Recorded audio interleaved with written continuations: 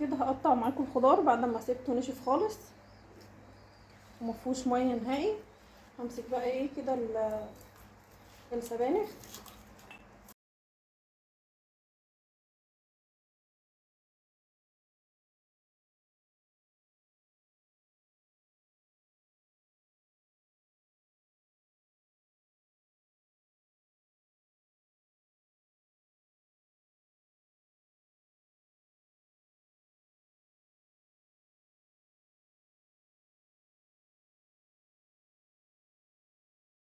لو اي حاجه وراكم هتلاقوا نفسكم في ثانيه خلصتوا ومفيش اي حاجه وراكم، انما لو هرمي بقى ومش هنضف هلاقي 100 حاجه ورايا.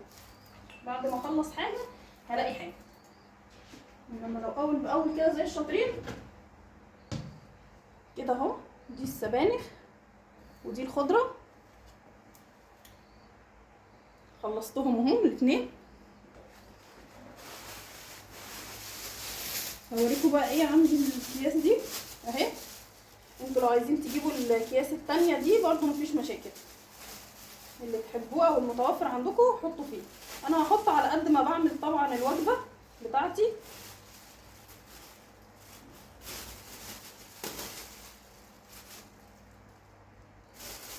كده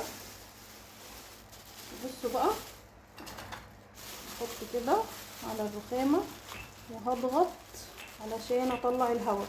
هضغط من ورا كده لقدام علشان ايه اطلع الهواء.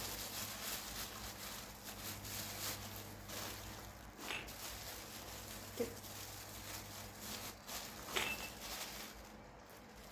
زي ما انتم شايفين كده الكيس مفيهوش اي هواء.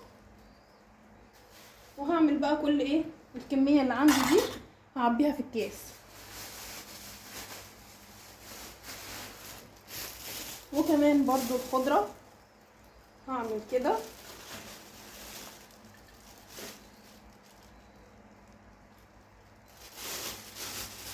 وبرضو هعمل نفس الكلام.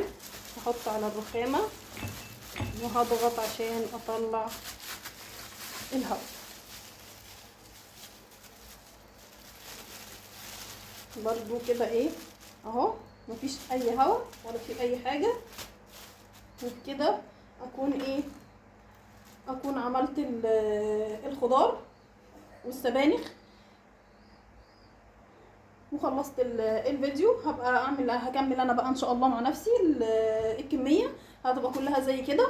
وبكده ايه تفضل معاكي في الفريزر زي ما قلت لكم شهر شهرين زي ما انت تستخدميها، وهتجربوا وهتشوفوا ان شاء الله ان هي فعلا هتبقى جميله معاكم وموفره الوقت والمجهود. ويا رب يكون الفيديو عجبكم باذن الله حبايبي، وتكونوا بخير واشوفكم ان شاء الله المره الجايه على خير باذن الله.